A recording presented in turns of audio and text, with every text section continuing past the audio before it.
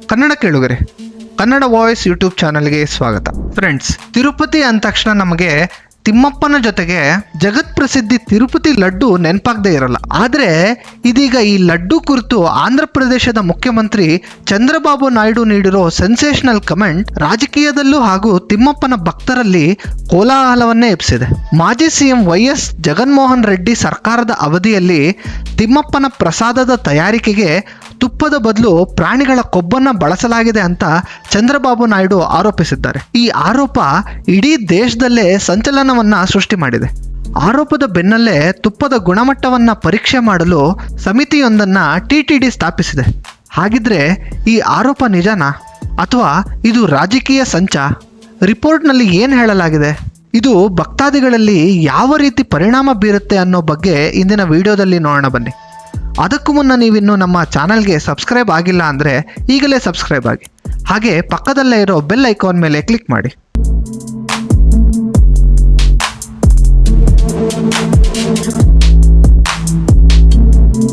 Friends, ಈ ವಿಷಯ ಹೆಚ್ಚು ಸೂಕ್ಷ್ಮವಾಗಿದೆ. ಯಾಕಂದರೆ ಇದರಲ್ಲಿ ಕೇವಲ ರಾಜಕೀಯ ಅಲ್ಲ, ಕೋಟ್ಯಾಂತರ ಭಕ್ತರ ಭಾವನೆಗಳು ಸೇರಿಕೊಂಡಿವೆ. ತಿಮ್ಮಪ್ಪನನ್ನು ನಂಬಿ ಪ್ರತಿದಿನ ಸಾವಿರಾರು ಭಕ್ತರು ತಿರುಪತಿಗೆ ಹೋಗ್ತಾರೆ. ಅಲ್ಲಿ ಸಿಗುವ ಲಡ್ಡು ಪ್ರಸಾದವನ್ನು ಕಣ್ಣಿಗೆ ಒತ್ತಿ ಸೇವಿಸ್ತಾರೆ. ಭಕ್ತರ ಪಾಲಿಗೆ ಇದು ಕೇವಲ ಸಿಹಿ ಪದಾರ್ಥವಲ್ಲ, ಅವರಿಗೆ ಇದು ಅಮೃತಕ್ಕೆ ಸಮಾನ. ಇಂದು ತಿರುಪತಿ ಲಡ್ಡು ಇಷ್ಟು ಫೇಮಸ್ ಆಗಿದೆ ಅಂದರೆ ಅದು ಇದೇ ಭಕ್ತರ ಭಕ್ತಿಯಿಂದ. ಸಕ್ಕರೆ ಹಿಟ್ಟು ಹಾಕಿ ಮಾಡುವ ಲಡ್ಡುವಿಗೆ ಮಹತ್ವ ಸಿಕ್ಕಿಲ್ಲ, ಅದರೆಲ್ಲರ ಜೊತೆಗೆ ಭಕ್ತರ ಭಕ್ತಿ ಸೇರಿಕೊಂಡು ಲಡ್ಡು ಮಹತ್ವ ಪಡೆದುಕೊಂಡಿದೆ. ಆದರೆ ಇದೀಗ ಇಂಥ ಭಕ್ತಾದಿಗಳ ಮನ ಕಲುಕುವಂತಹ ಹೇಳಿಕೆಯನ್ನ ಆಂಧ್ರ ಪ್ರದೇಶದ ಸಿಎಂ ನೀಡಿದ್ದಾರೆ. ಅವರು ನಿಜವೇ ಹೇಳಿದ್ರೂ ಸಹ ಭಕ್ತಾದಿಗಳ ಪಾಲಿಗೆ ಈ ವಿಷಯ ಅರಗಿಸಿಕೊಳ್ಳಲಾಗದ ಸತ್ಯ.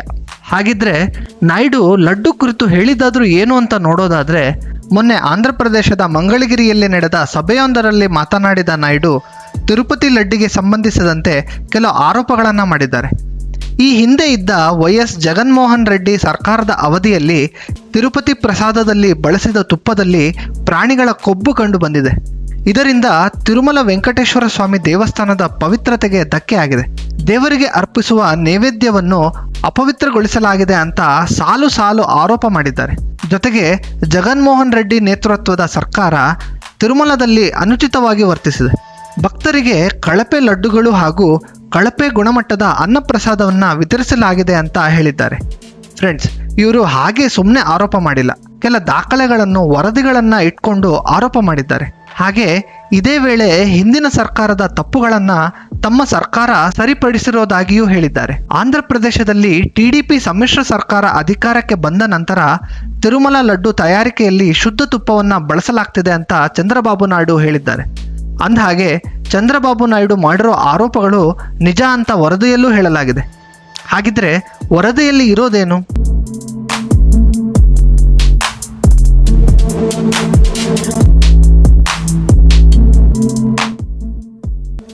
ಲಡ್ಡು ತಯಾರಿಕೆಗೆ ದನದ ಕೊಬ್ಬು, ಮೀನಿನ ಎಣ್ಣೆ ಹಾಗೂ ಪಾಮ್ ಎಣ್ಣೆ ಬಳಸಿರುವುದು ಪ್ರಯೋಗಾಲಯದ ಪರೀಕ್ಷಾ ವರದಿಯಿಂದ ತಿಳಿದು ಬಂದಿದೆ ಎನ್ನಲಾಗಿದೆ. ಗುಜರಾತ್ನ ರಾಷ್ಟ್ರೀಯ ಡೈರಿ ಅಭಿವೃದ್ಧಿ ಮಂಡಳಿಯಲ್ಲಿರುವ ಜಾನುವಾರು ಮತ್ತು ಆಹಾರ ವಿಶ್ಲೇಷಣಾ ಹಾಗೂ ಕಲಿಕಾ ಕೇಂದ್ರ ಆಂಧ್ರ ಪ್ರದೇಶ ಸರ್ಕಾರಕ್ಕೆ ಈ ವರದಿ ಸಲ್ಲಿಸಿದೆ. ವೈಎಸ್ಆರ್ಸಿಪಿ ಅಧಿಕಾರದಲ್ಲಿ ತಿರುಪತಿ ಲಡ್ಡು ತಯಾರಿಸಲು ಬಳಸಿದ ತುಪ್ಪದಲ್ಲಿ ಪ್ರಾಣಿಗಳ ಕೊಬ್ಬು ಇರುವುದು ವರದಿಯಲ್ಲಿ ತಿಳಿಸಲಾಗಿದೆ. ಅಲ್ಲದೆ ಈ ತುಪ್ಪದಲ್ಲಿ ಮೀನಿನ ತೈಲ, ಗೋಮಾಂಸದ ಕೊಬ್ಬು ಹಾಗೂ ಹಂದಿಗಳ ಚರಬಿಯನ್ನು ಒಳಗೊಂಡಿದೆ ಅಂತ ವರದಿ ಹೇಳಿದೆ. ಆದರೆ ಈ ವರದಿಗೆ ನಾಯ್ಡು ಸರ್ಕಾರ ಯಾವುದೇ ಅಧಿಕೃತೆಯನ್ನ ನೀಡಿಲ್ಲ. ಈ ವರದಿಯನ್ನ ಟಿಡಿಪಿ ಪಕ್ಷದ ವಕ್ತಾರರು ರಿಲೀಸ್ ಮಾಡಿದ್ದಾರೆ. ಫ್ರೆಂಡ್ಸ್, ಈ ವರದಿಯಲ್ಲಿ ತುಪ್ಪ ಅಂತ ಮಾತ್ರ ಉಲ್ಲೇಖಿಸಲಾಗಿದೆ, ಯಾವುದೇ ತುಪ್ಪದ ಹೆಸರನ್ನ ಹೇಳಿಲ್ಲ. ಆದರೆ ಈ ತುಪ್ಪ KMF ತುಪ್ಪ ಅಲ್ಲ ಅನ್ನೋದು ನಿಮಗೆ ಗೊತ್ತಿರಲಿ.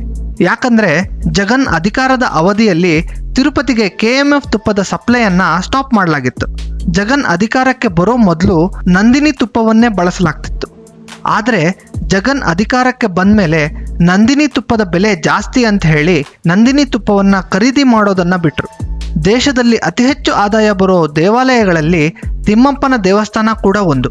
ಅಂಥದ್ರಲ್ಲಿ ನಂದಿನಿ ತುಪ್ಪ ದುಬಾರಿ, ಅಷ್ಟೊಂದು ಹಣ ಕೊಡೋಕ್ಕೆ ಆಗಲ್ಲ ಅಂತ ಜಗನ್ ತುಪ್ಪ ಖರೀದಿ ಕೈಬಿಟ್ಟಿದ್ದು ಆಶ್ಚರ್ಯವೇ ಸರಿ. ನಂದಿನಿ ತುಪ್ಪ ಕೈಬಿಟ್ಟು ತಮಿಳುನಾಡಿನ ಯಾವುದೋ ಒಂದು ತುಪ್ಪವನ್ನು ಬಳಸೋಕೆ ಶುರು ಮಾಡಿದರು.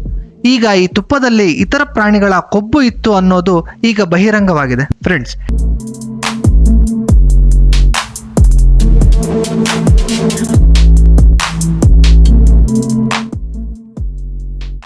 ಈ ವರದಿಯನ್ನ ಮುಂದಿಟ್ಟು ಆರೋಪ ಮಾಡಿದ ಬೆನ್ನಲ್ಲೇ ಜಗನ್ಮೋಹನ್ ರೆಡ್ಡಿ ಈ ಆರೋಪಗಳನ್ನು ನಿರಾಕರಿಸಿದ್ದಾರೆ.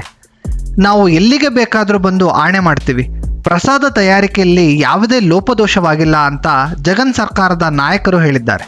ಅಲ್ಲದೆ ದೇವಸ್ಥಾನದ ಮಾಜಿ ಅಧ್ಯಕ್ಷರು ಕೂಡ ತಿರುಗೇಟು ನೀಡಿದ್ದು, ನಾಯ್ಡು ರಾಜಕೀಯ ಪ್ರಚಾರಕ್ಕೋಸ್ಕರ ಈ ರೀತಿ ಆರೋಪ ಮಾಡ್ತಿದ್ದಾರೆ ಅಂತ ಹೇಳಿದ್ದಾರೆ.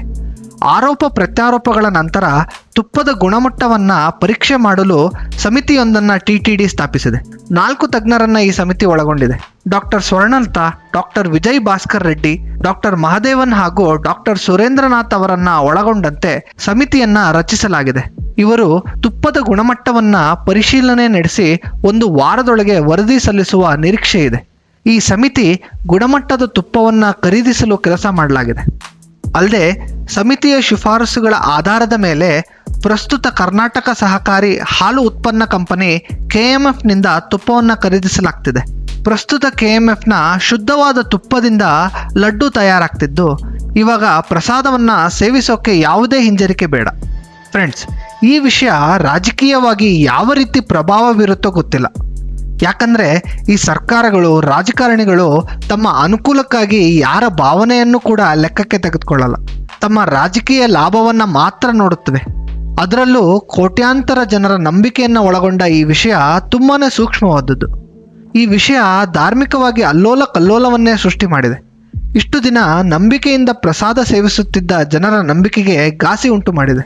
ಫ್ರೆಂಡ್ಸ್, ಲಡ್ಡುವಿನ ಗುಣಮಟ್ಟವನ್ನು ಸರಿಯಿಲ್ಲ ಅನ್ನೋದು ಜಗನ್ ಸರ್ಕಾರದಲ್ಲಿ ತಯಾರಾಗ್ತಿದ್ದ ಪ್ರಸಾದಕ್ಕೆ ಸಂಬಂಧಿಸಿದ್ದು. ಹಿಂದೆ ಮಾಡಿರೋ ತಪ್ಪನ್ನು ಈಗ ಸರಿ ಮಾಡೋಕ್ಕಾಗಲ್ಲ. ಆದರೆ ಈಗ ಈ ಸಮಸ್ಯೆ ಇಲ್ಲ. ಪ್ರಸ್ತುತ TDP ಸರ್ಕಾರ ಮತ್ತೆ ನಂದಿನಿ ತುಪ್ಪವನ್ನು ಖರೀದಿ ಮಾಡ್ತಿದ್ದು, ಗುಣಮಟ್ಟಕ್ಕೆ ಸಂಬಂಧಿಸಿದಂತೆ ಹೆದರುವ ಅವಶ್ಯಕತೆ ಇಲ್ಲ. ನೀವು ನಿಶ್ಚಿಂತರಾಗಿ ಅದೇ ಭಕ್ತಿ ಭಾವದಿಂದ ಲಡ್ಡುವನ್ನು ಸೇವಿಸ್ಬೋದು. ಆದರೆ ಇಲ್ಲಿ ಪ್ರಶ್ನೆ ಮಾಡಲೇಬೇಕು ಅಂದರೆ, ದೇವರನ್ನು ನಂಬಿ ಬರುವ ಭಕ್ತಾದಿಗಳ ಭಾವನೆಗಳ ಜೊತೆ ಚೆಲ್ಲಾಟ ಆಡುವ ಅಧಿಕಾರ ಯಾವುದೇ ಸರ್ಕಾರಕ್ಕೂ ಇಲ್ಲ. ತಮ್ಮ ಲಾಭಕ್ಕೆ ದುಡ್ಡು ಉಳಿಸೋಕೆ ದೇವರ ವಿಷಯದಲ್ಲಿ, ಭಕ್ತರ ವಿಷಯದಲ್ಲಿ ಕಾಂಪ್ರಮೈಸ್ ಆಗೋಕ್ಕಾಗಲ್ಲ. ಇವರೇನು ಮನೆಯಿಂದ ದುಡ್ಡು ತರ್ತಾರಾ? ಭಕ್ತರು ನೀಡುವ ಕಾಣಿಕೆ ದೇಣಿಗೆಯಿಂದ ತಾನೇ ದೇವಸ್ಥಾನ ನಡೆಯೋದು. ಇಂಥ ಭಕ್ತಾದಿಗಳಿಗೆ ನಂಬಿಕೆ ದ್ರೋಹ ಮಾಡೋದು ಎಷ್ಟು ಸರಿ? ಇದು ತಿಮ್ಮಪ್ಪನ ಲಡ್ಡುಗೆ ಮಾತ್ರವಲ್ಲ, ಪ್ರತಿಯೊಂದು ದೇವಸ್ಥಾನಕ್ಕೂ ಅನ್ವಯವಾಗುತ್ತೆ. ಫ್ರೆಂಡ್ಸ್, ಇದು ಇಂದಿನ ವಿಷಯ. ಇಂತಹ ಹೆಚ್ಚಿನ ಮಾಹಿತಿಗಳಿಗಾಗಿ ಕನ್ನಡ ವಾಯ್ಸ್ ಚಾನಲ್ನ ಫಾಲೋ ಮಾಡಿ. ಧನ್ಯವಾದ.